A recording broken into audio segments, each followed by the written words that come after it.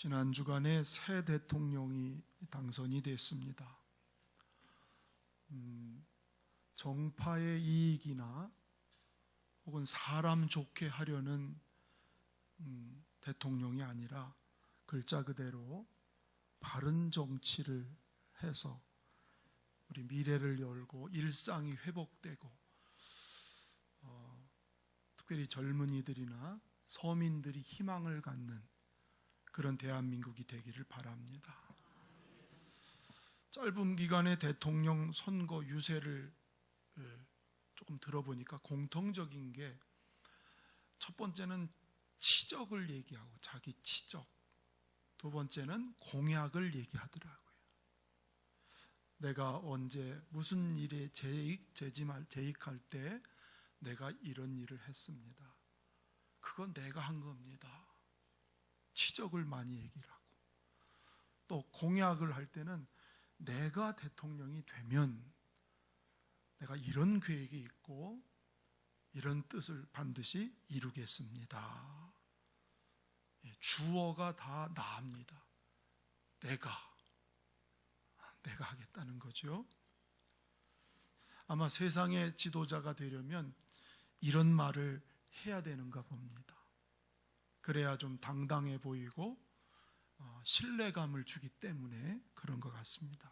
중요한 것은 말이 아니고 얼만큼 그대로 하느냐가 중요하죠. 진실하게 행하는 것이 진짜 중요한 것입니다. 그런데 저는 대통령 선거를 지켜보면서 이 세상의 지도자의 모습과 예수님의 모습이 너무도 다르다, 다른 면이 크다, 이런 생각을 했어요. 오늘 본문 6장 앞에 보면은 예수님이 갈릴리 바다 디베라라는 동네의 한 빈들에서 예수님을 찾아온 수많은 사람들을 가르치고 치유 사역을 하시고 나니까 저녁 때 군중들이 배가 고픈 것을 보셨어요. 제자들은 집으로 다 돌려보내자고 그럴 때 예수님은 아니다, 너희가 먹을 걸 줘라. 그리고는 어린 소년이 바친 보리떡 5개하고 물고기 2마리를 받아들고는 하나님께 감사 기도를 드렸어요. 그리고 제자들에게 이것을 나눠줘라. 놀랍게도 나눠주고 또 나눠줘도 계속 떡이 끊어지질 않게 장정만 5,000명이 배부르게 먹었어요. 그리고 남은 것은 거두어라 했더니 12강주리가 모여졌습니다. 이 기적을 목격한 수많은 사람들이 이런 반응을 보였어요. 요한복음 6장 15절을 같이 읽어보겠습니다. 그러므로 예수께서 그들이 와서 자기를 억지로 붙들어 임금으로 삼으려는 줄 아시고 다시 혼자 산으로 떠나가시나. 사람들이 막 와서 임금으로, 예수를 임금 삼으려고. 이야, 저런 분이 우리 대통령이 된다면. 세상은 나를 대통령으로 뽑아달라고 쫓아다니면서 백성들한테 호소하고 굽신거리고 그러는데, 예수님은 자기를 대통령으로 삼으려고 많은 군중들이 쫓아오지만 예수님은 피하셨어요. 특별하지 않습니까? 저만 특별한가요? 주님은 그들의 마음을 아시기 때문에 그러세요. 예수님이 우리들의 욕구를 채워줄 임금이다. 저분이 왕이 되면 정치적으로 로마로부터 해방이 될 거고, 경제적으로 이 배고픈 민생을 책임져 줄 거다, 해결해 줄 거다. 그래서 우리들의 뜻을 다 이루어 줄 분은 저분이다. 그렇게 믿고 따라온 거기 때문에 예수님은 알고 피하셨어요. 때로는 예수님이 이렇게 피한 것도 이상했지만 맹인의 눈을 떠주는 기적을 행하시고 나서 그 사람한테 사람들한테 말하지 마라.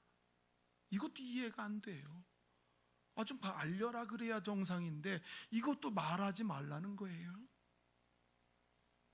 물론 예수님이 이렇게 만류해도 기적을 경험한 사람들은 가면서 나팔을 불어댑니다.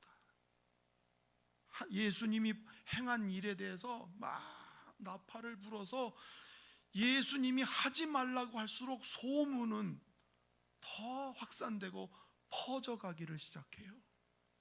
그러니까 예수님이 어디에 계시든지 사람들이 몰려옵니다. 예수님이 가는 곳마다 인산인해예요. 지금 예수님이 바다 반대편에 가셨는데 어떻게 알았는지 사람들이 거기까지 지금 찾아서 몰려온 겁니다.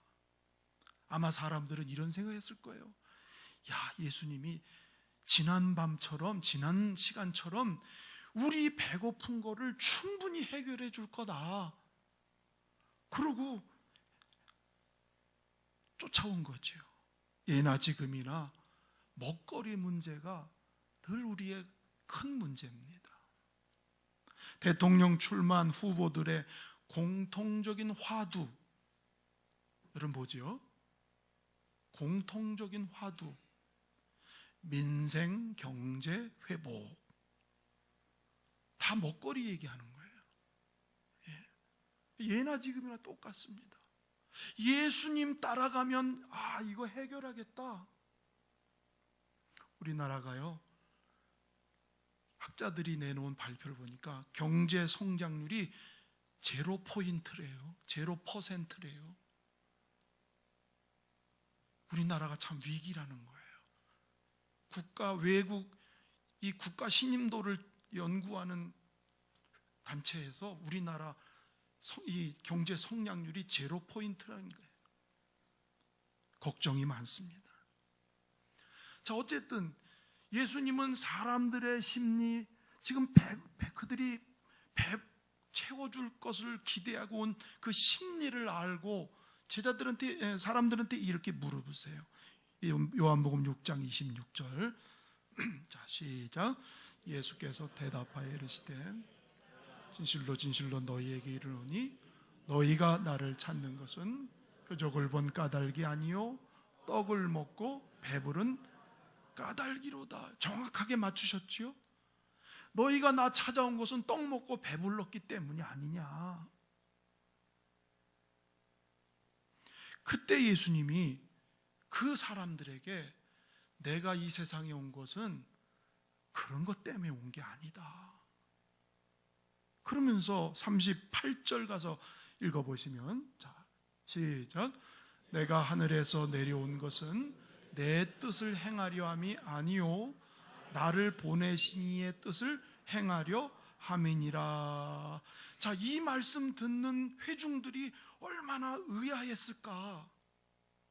아니, 예수님이 그 놀라운 기적, 맹인이 눈 뜨고 안진뱅이가 일어나고 문둥이가 고쳐지고 귀신 들려 찐다들이 새로워지는 이 기적, 그리고 예수님이 가르쳐주는 그 선명한 가르침, 그 권세, 저것만 있으면 이 모든 세상을 통치하고 장악하고, 그래서 정치 안정, 경제 부흥, 백성 통합, 외교력 증강, 이런 거 다 이루시는, 그래서 예수님의 이름이 쫙 높아질 텐데, 아니 내 뜻을 하려고 오지 않았다고?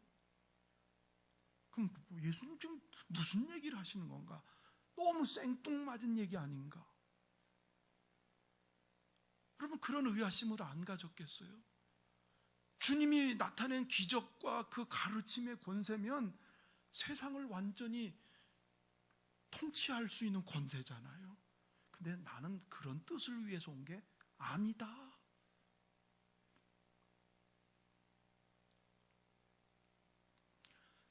인간의 논리로는 이해로는 전혀 납득이 되지 않으니까 사람들이 왔다가 기대를 하고 왔다가 다 떠납니다. 6장 66절 읽어볼까요? 자, 시작. 그때부터 그의 제자 중에서 많은 사람이 떠나가고 다시 그와 함께 다니지, 다 떠나갑니다. 그 많은 사람이 예수님 믿고 따라가겠다고 왔다가 다 떠나가요. 여러분, 이게 우리도 마찬가지일 수 있어요. 우리들 가운데 세상적인 욕망이나 어떤 이 세상의 성공을 이루려는 목적으로 예수를 믿는다면 얼마 안 있다가 떠날 수 있어요. 교회를 다니고 예수를 믿는 목적이 이 세상 것으로 내가 충분히 뭔가 얻으려고 한다면 그대로 안 되는 경우가 있거든요. 아니, 실망할 때가 있거든요. 그래서 예수 믿는 거하고 우리 기대하고 다르네. 그래서 미끄러질 사람들이 이 당시에도 있었으니 예수님 앞에서 실망하고 떠날 수도 있습니다. 결코 예수님이 세상에 오신 이유는 높아지고 성공을 이루기 위해서 오신 것이 아니다. 나는 만일 예수님이 세상에서 높아지려고 성공하려고 오셨다면 마귀가 와서 돌덩이를 들고, 야, 이거 네가 하나님 아들이니까 이 돌덩이로 떡이 돼서 한번 먹어봐라. 그러면 너 믿을 거 아니야. 너 그러면 높아질 거 아니야. 높은 성전에서 뛰어내려봐라. 천사가 너를 받들어서 하나도 안 다치게 하면 네가 얼마나 뜨겠냐. 사람들이 너를 얼마나 주목해 보겠냐. 그때 예수님이 사람이 떡으로 사는 게 아니라 말씀으로 산다. 그리고 하나님을 시험하지 마라. 그게 예수 믿는 게 아니라는 거죠. 그러려고 예수 믿는 게 아니에요. 만일 그럴 것 같으면 예수님이 십자가에 죽을 필요가 뭐예요? 죽으실 이유가 없어요. 오히려 예수를 잡는 사람들을 예수님이 정복하고 이겨서 큰 소리 치시죠. 예수님 결코 세상에서 높아지고 세상에서 성공하기 위해서 세상에 오신 게 아니다. 오직 하나, 나를 보내신 그분의 뜻을 행하려고 온 거다. 아멘. 나는 그분의 아들로서 세상에 보냄을 받았고 나를 보내시는 아버지의 뜻이 있기 때문에 나는 그 뜻을 이루려고만 하는 거지 다른 거 없다. 아버지 심부름 왔다는 거예요. 아버지의 미션을 이루려고 왔다. 나는 아버지 하나님과 동등한 위치지만 그거 포기하고 사람으로 내려와서 오직 아버지가 원하는 그 뜻에 순종하려고 왔는 거다. 오직 아버지 뜻대로 하십시오. 나를 아버지 뜻대로 사용하십시오. 그게 내가 온 목적이다. 여러분, 근데 이게 예수 믿는 우리들의 가슴에도 동일한 목적이 되는 게 그게 진짜 예수 믿는 거예요. 우리가 세상에 존재하는 목적, 내가 세상에 사는 목적이 하나님 뜻을 이루려고 사는 사람이라면 그 사람은 구원받은 사람이 분명합니다. 구원받은 사람이 분명합니다. 왜냐하면 그런 마음, 그런 목표는 내 안에 참 생명을 가졌다는 증거이기 때문에, 내 안에 참 생명이 있다는 증거예요. 여러분, 이 참 생명이 내 안에 없으면 하나님을 모르기 때문에 내 욕망을 따라서 사는 거예요. 영원한 길을 아는 그 지혜가 없기 때문에 오직 이 세상에서 살려고만 바둥거리게 되는 거예요. 그 생명, 그 생명 때문에 예수님이 세상에 오신 겁니다. 그 생명을 우리에게 주시려고 오신 겁니다. 39절 가서 읽어보시면, 자, 시작. 보내신 이의 뜻은 내게 주신 자 중에 내가 하나도 잃어버리지 아니하고 마지막 날에 다시 살리는 이거죠. 또 주님이 나를 보내신 이의 뜻을 얘기하면서 내게 오는 사람 잃어버리지 않고 다시 살게 하려. 따라합시다. 살리려고 오셨다. 아멘. 이 살린다는 말이 영원한 생명을 준다는 뜻이에요. 우리 안에 영원한 생명. 그러면 다시 살린다는 말은 무엇이 전제가 됩니까?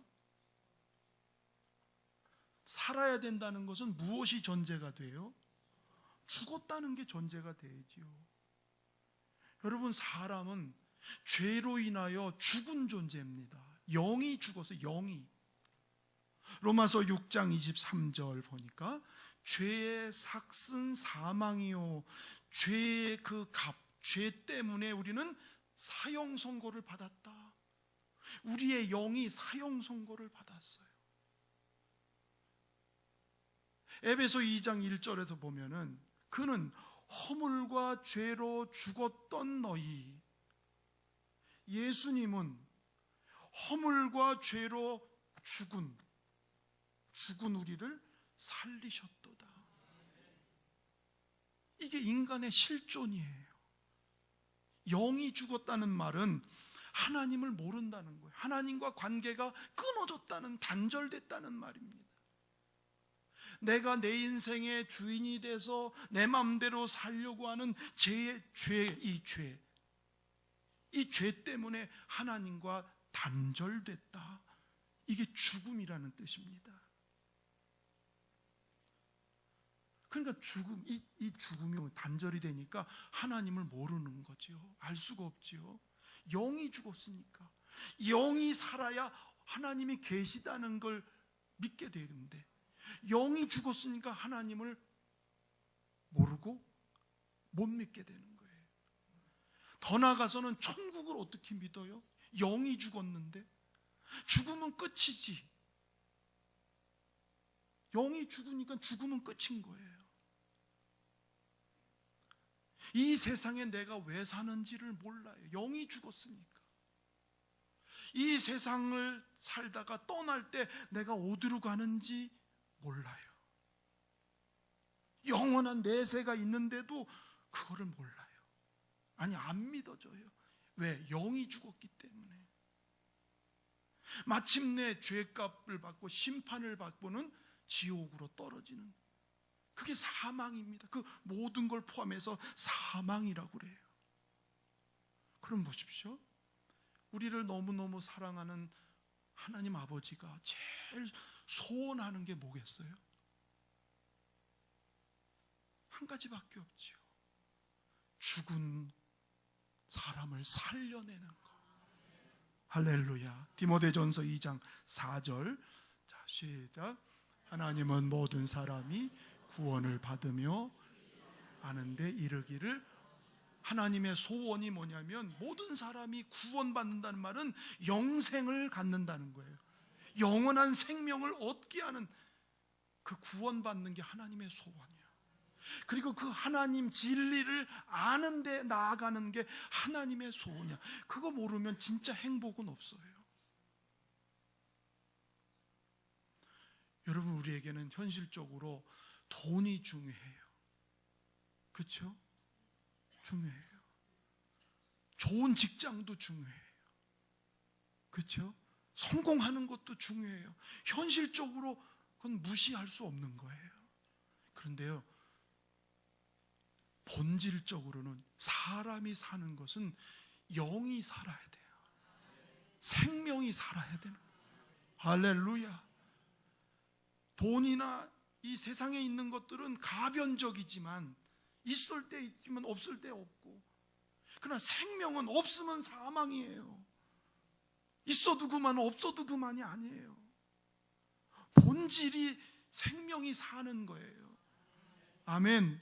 이 생명은 온 천하를 주고도 바꿀 수 없는 유일한 생명이에요. 아멘. 그래서 우리에게 가장 중요한 게 생명을 얻는 거예요. 오늘 성경대로 다시 사는 거예요. 아멘. 그렇게 다시 사는 생명은 어떻게 얻냐면 죄 사함을 받아야 이 생명을 얻어요. 죄 사함. 근데 죄 사함은요, 인간의 노력으로 해결할 수 없습니다. 인간의 방법으로 해결할 수 없습니다. 방법이 있어요. 한 가지. 죄 없는 분이 죄인인 나를 위해서 대신 죽어주면 돼요.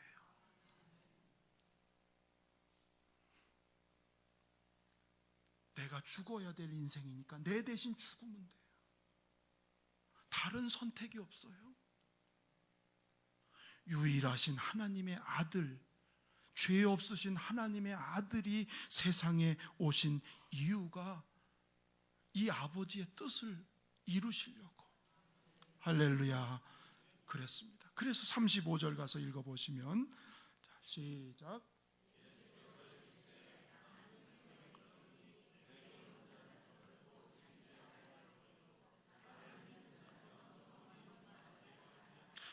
이 말이 십자가에 죽는다는 뜻이에요.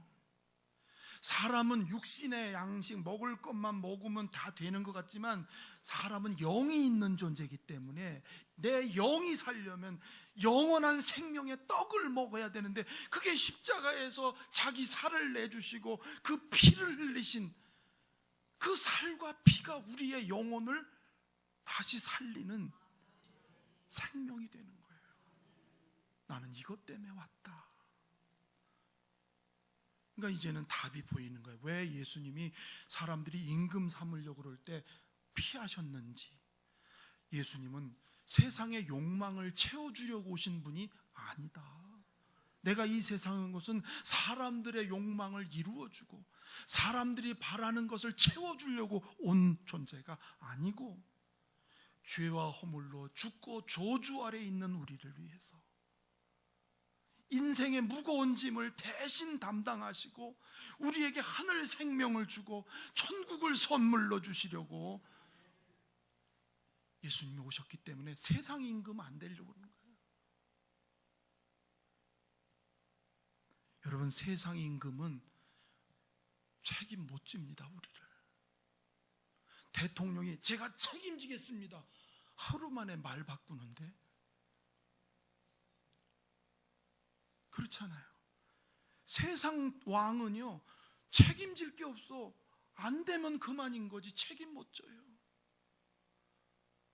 그러나 나 때문에 자기 생명을 십자가에 매달아서 죽을 나를 살리신 참 임금 예수는 우리를 영원히 책임지시는 거예요.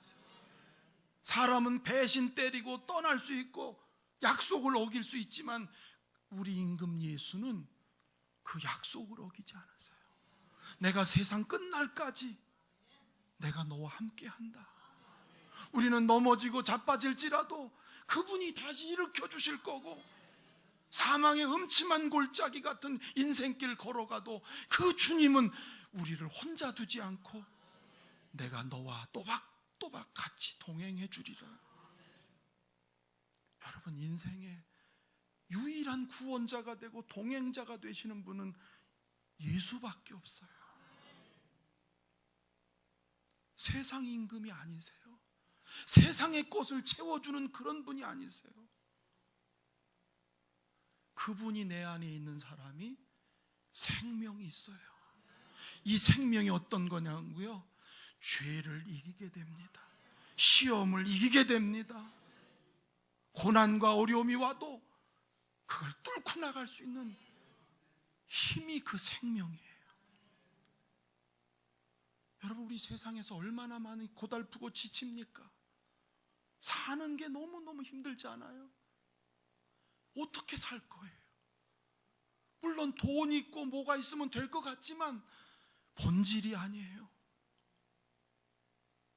나를 영원히 살리신 그분의 생명이 내 안에 오늘도 있고 내일도 있고 성령 충만이 그겁니다. 그 예수 생명으로 매일 충만해지면 우리는 그 생명의 힘으로 세상을 살아갈 수 있는, 죽음이 와도 두렵지 않는,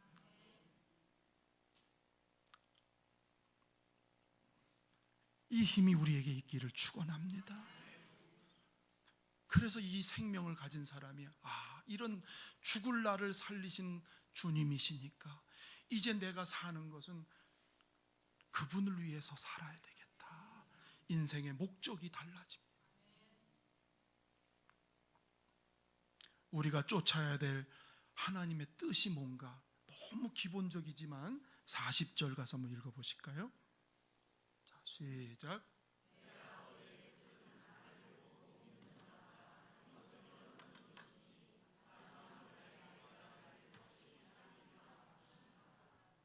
내 아버지 뜻은 아들 예수를 보고 믿는 자마다 이 생명을 주는 것. 하나님이 주고 싶은 건 이 생명. 이 생명은 예수 가진 사람. 아멘. 내 아버지 뜻은 우리가 세상에서 막 거창하게 사는 거 아니에요. 예수 안에 있는 생명 가지고, 그 생명 가지고 사는 사람은 하나님이 때를 따라 이 세상의 필요는 하나님이 도와주세요. 그게 본질은 아니에요. 근데 사람은 본질은 자꾸 무시하고 주변 것을 더 좋아하잖아요. 왜? 예수 생명을 아직 모른다는 거지요. 하나님의 뜻은 아들 보고 믿는 것, 즉 예수 잘 믿는 게 아버지 뜻이에요. 옆에 분 축복합시다. 예수님 잘 믿읍시다. 여러분, 이 일화가요, 참 저도 전에 참 읽고서 고개를 끄덕였는데, 한경직 목사님이 은퇴하시고 좀 돌아가시지만 남한산성에 계실 때 교계 지도자들이 어르신을 찾아 인사를 왔죠. 그래서 목사님, 이 후배들을 위해서 좋은 말씀 한 말씀 부탁합니다. 그랬더니 한 목사님이 참 생각하고 고개를 여러 가지 끄덕이시더니 정색을 하고 이러세요. 여러 목사님들 앉아 계신데, 목사님들 예수 잘 믿으세요. 목사님들한테 하는 소리라니까요. 예수 잘 믿으세요. 너무너무 당황. 평생 예수 전하고 사는 목사님들한테 예수 잘 믿으란다. 제가 어떤 연세 많으신 저 교회 중직자한테 예수 잘 믿어야 됩니다 그랬더니 좀 화가 났나? 아니, 내가 평생 예수 믿었는데 뭐 예수 잘 기분 나빠하더라고. 목사님들한테 예수 잘 믿으세요. 왜 그럴까요? 가짜로 예수 믿는 게 많기 때문에. 여러분, 명품일수록 짝퉁이 많습니다. 권력을 위해서, 돈을 위해서, 명예를 위해서, 세상을 위해서, 자기 이름을 위해서 예수 믿는 사람이 너무 많다는 거예요. 그래서 그것 때문에 싸우고 지지고 볶고 교회 다닌다고 하는 사람끼리 물고 뜯고, 이게 예수 믿는 거냐? 그거죠. 정말 예수님을 따라서 좁은 문으로 들어가고 좁은 길로 가는 진짜 예수쟁이가 된다. 예수를 믿긴 믿는데 엉터리로 믿는다는 거죠. 마하트마 간디, 유명한 인도 수상, 그분이 그랬잖아요. 나는 예수는 좋은데 교회는 싫다. 그가 영국에 유학 가서 공부할 때 자기 친구 안드루스라고 하는 친구가 아주 친하게 지내는데 전도도 하고 설교, 원래 힌두교인이니까 전도하고 설교하고 성경 공부도 얘기하고, 그래서 어느 날 간디가 그럼 나도 한번 교회 가자 그러고 교회를 갔어요. 갔는데 예배당 문지기가 유색인종은 교회 못 들어옵니다. 야, 예수쟁이들은 교만하기가 짝이 없구나. 예수쟁이들은 이기적이구나.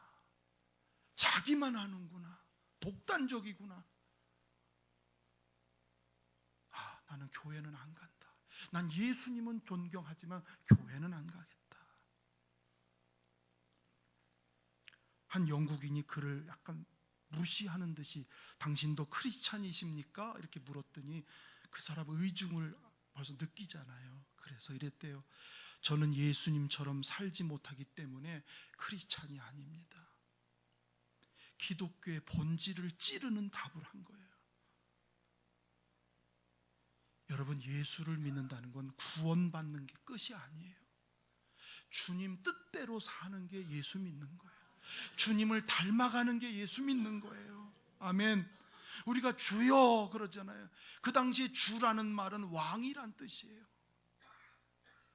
예수님 나를 위해 죽으시고 나를 위해 부활하신 나의 주인이십니다. 나의 왕이십니다. 그게 주여라는 뜻이라고 그래요. 그렇게 예수님이 나의 주인이 돼서 주인의 뜻대로 살아야 마귀가 우리를 깜보질 못해요. 왜? 주인이 나를 지키는데. 근데 말은 예수 믿는데 전부 다 내 뜻대로 해요. 주 뜻대로라고 하지만 실상은 내 뜻대로 살아가요. 내가 뜻 세워놓고 내가 계획 다 세워놓고 내가 목적 다 세워놓고 하나님 도와주세요. 내 뜻을 도와주세요. 주여가 아니지. 나를 도와주는 도움이지 그게 어떻게 주가 될 수 있어요. 그렇게 예수 믿는다는 거예요. 여러분, 내가 주님보다 앞서는 것은 자기 우상 숭배라는 거예요. 자기 우상 숭배. 주님이 나의 구주가 되고 나의 주인이 된다는 말은 주님을 따라서 이제 내 뜻은 내려놓고 주님 뜻을 쫓겠습니다. 그래서 목에 칼 들어와도 난 예수 믿는다고 그러는 거예요. 나 때문에 죽고 나 때문에 부활하셨으니까. 너 예수 믿을 거야 죽을 거야? 난 그래도 예수 믿습니다. 그게 주여예요. 기본적인 거지만 하나님의 뜻은 예수 잘 믿는 거. 그래야 생명이 있기 때문에. 여러분, 예수 안에 생명이 있습니다. 그 생명이 나를 날마다 살리고 날마다 이기게 하고 어려움을 극복하게 하는 그 힘이 이 생명이에요. 여러분, 다시 한번 우리 성도를 여쭙겠습니다. 여러분, 예수님 믿으시나요? 그분이 나의 구세주이신가요? 아니, 그분은 나의 주님이신가요? 이제 내 뜻대로를 내려놓고 주 뜻대로 가는 참 크리스찬 되기를 축원합니다.